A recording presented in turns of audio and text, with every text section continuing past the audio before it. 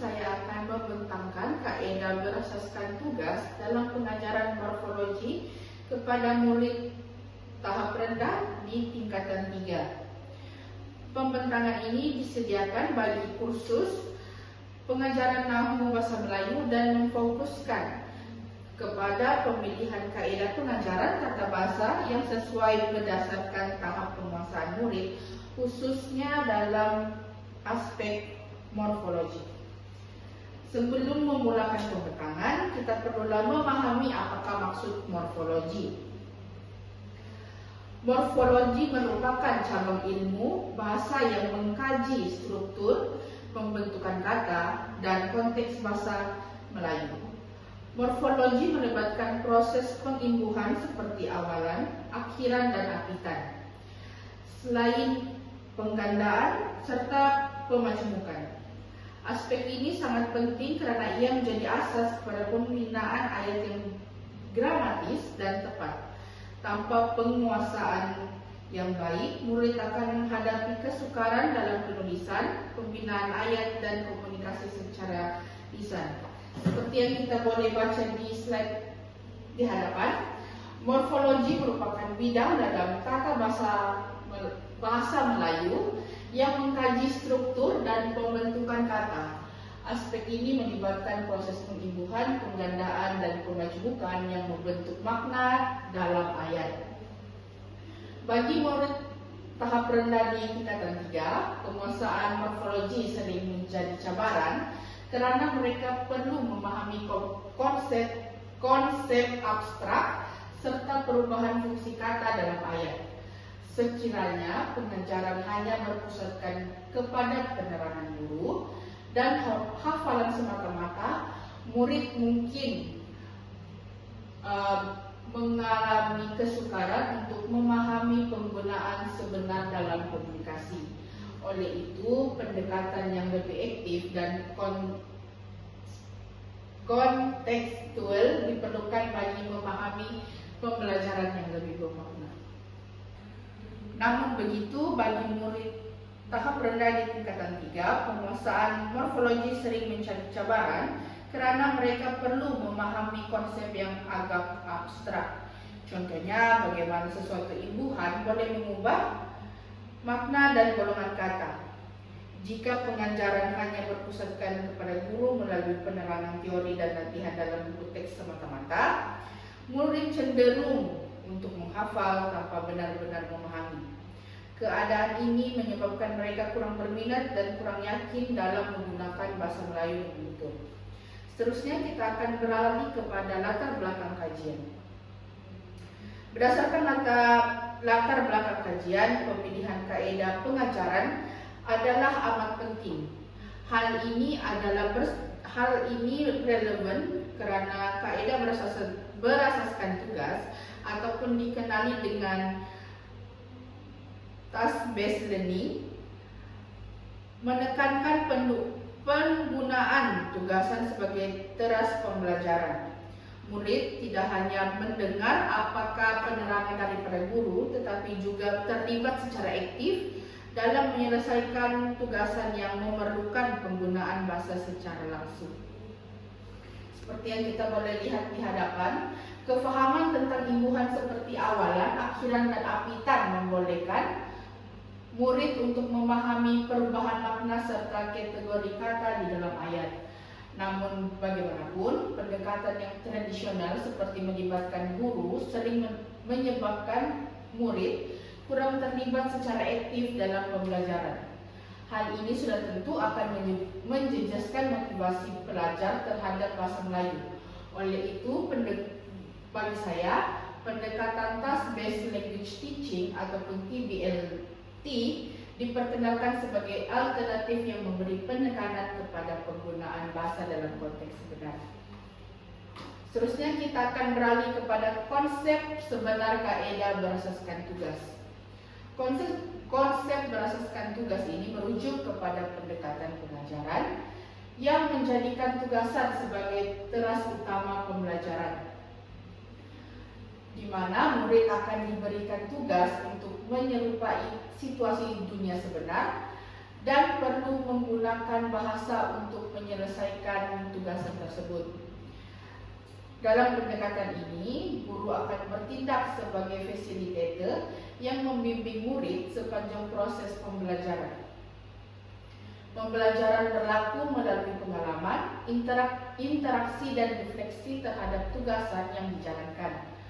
Pendekatan ini menekankan penggunaan bahasa sebagai alat komunikasi dan bukan sekadar objek kajian teori, yang dimana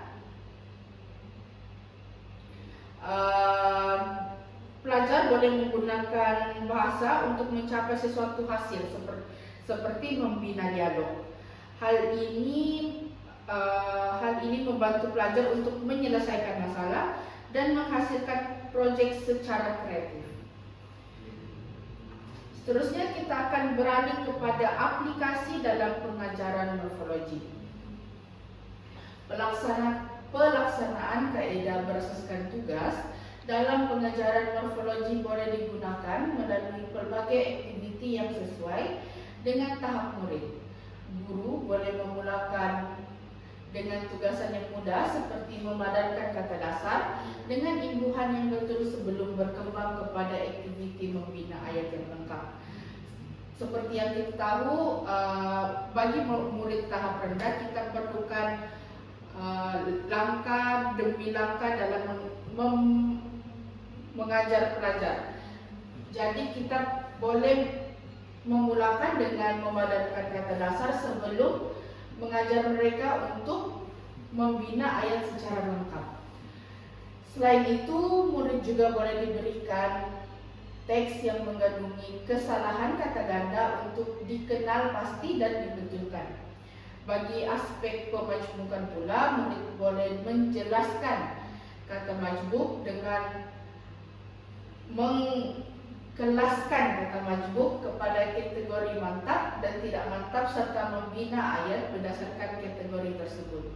Aktiviti kreatif seperti menghasilkan poster atau buku scrap turut membantu menumbuhkan kefahaman murid. Aktiviti kreatif ini bermaksud kita memberi peluang kepada pelajar untuk mengembangkan ide mereka dan mengembangkan ide mereka mengikut kefahaman mereka, sebab apa yang kita tahu, setiap pelajar mempunyai cara yang berbeza untuk mengembangkan pemahaman mereka. Seterusnya ialah contoh aktiviti pengajaran. Aktiviti yang pertama ialah padanan kata dasar dan imbuhan, yaitu di mana pelajar akan dibahagikan kepada kumpulan kecil dan diberikan kad yang mengandungi kata dasar serta imbuhan. Pelajar akan memadankan kata tersebut bagi membentuk kata terbitan yang tepat dan seterusnya membina ayat yang lengkap dengan menggunakan perkataan tersebut. Aktiviti ini akan membantu pelajar untuk memahami fungsi imbuhan, malah meningkatkan kerjasama dan komunikasi di dalam kumpulan. Bagi aktiviti yang kedua pula ialah membina dialog dan peranan bahasa, di mana pelajar akan membina dialog ringkas berdasarkan situasi tertentu seperti pembualan harian di sekolah. Murid perlu menggunakan sekurang-kurangnya 5 kata berimbuhan dalam dialog tersebut. Selain itu, permainan seperti roda imbuhan boleh dilaksanakan bagi mewujudkan suasana pembelajaran yang lebih interaktif dan menyeronokkan. Karena saya percaya pembelajaran yang bersifat tradisional mungkin kurang untuk menarik perhatian pelajar untuk kekal fokus di dalam kelas. Jadi saya percaya aktiviti-aktiviti ini mampu untuk melibatkan pelajar untuk terlibat secara aktif dalam aktiviti di dalam kelas. Seterusnya kita akan beralih kepada kekuatan kaedah berasaskan tugas. Kaedah berasaskan tugas ini mampu untuk meningkatkan penglibatan aktif murid karena mereka terlibat secara langsung dalam menyelesaikan tugasan. Selain itu, mereka dapat melihat hubungan antara teori dan praktik apabila mereka menggunakan struktur morfologi dalam situasi sebenar. Kaedah ini bukan saja menggalakkan kerja berkumpulan, namun juga meningkatkan kemahiran sosial seperti komunikasi dan kerjasama. Secara tidak langsung, motivasi dan keyakinan murid dalam penggunaan bahasa Melayu turut meningkat. Namun bagaimanapun, terdapat juga kelemahan bagi aspek kaedah berasaskan tugas ini, yaitu pengurusan massa merupakan salah satu isu utama disebabkan oleh aktiviti berkumpulan dan tugasan kreatif memerlukan tempo yang lebih panjang. Hal ini disebabkan guru akan memberikan pelajar masa untuk menyiapkan tugasan-tugasan mereka. Dan saya percaya tugasan yang diberikan memerlukan tempo yang tidak sama bagi setiap kumpulan maupun pelajar. Oleh itu terdapat masalah dalam pengurusan massa. Seterusnya ialah perbezaan tahap penguasaan murid boleh menyebabkan ada murid yang terlalu bergantung kepada rakan yang lebih mahir. Saya percaya dalam kumpulan pelajar akan mempunyai tahap pemahaman dan penguasaan yang berbeza.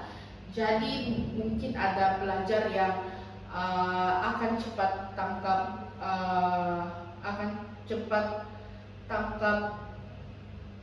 pembelajaran, tetapi ada yang pelajar lambat untuk memahami pelajaran. Jadi untuk yang pelajar yang lambat tangkap, mereka akan lebih bergantung kepada pelajar yang senang tangkap pembelajaran. Seterusnya, kaedah ini memerlukan perancangan yang teliti daripada guru untuk memastikan tugasan ini benar-benar mencapai objektif pembelajaran. Jika ianya tidak dipantau dengan baik, maka murid akan terlalu fokus kepada penyelesaian tugasan tanpa memberikan perhatian kepada ketetapan bahasa.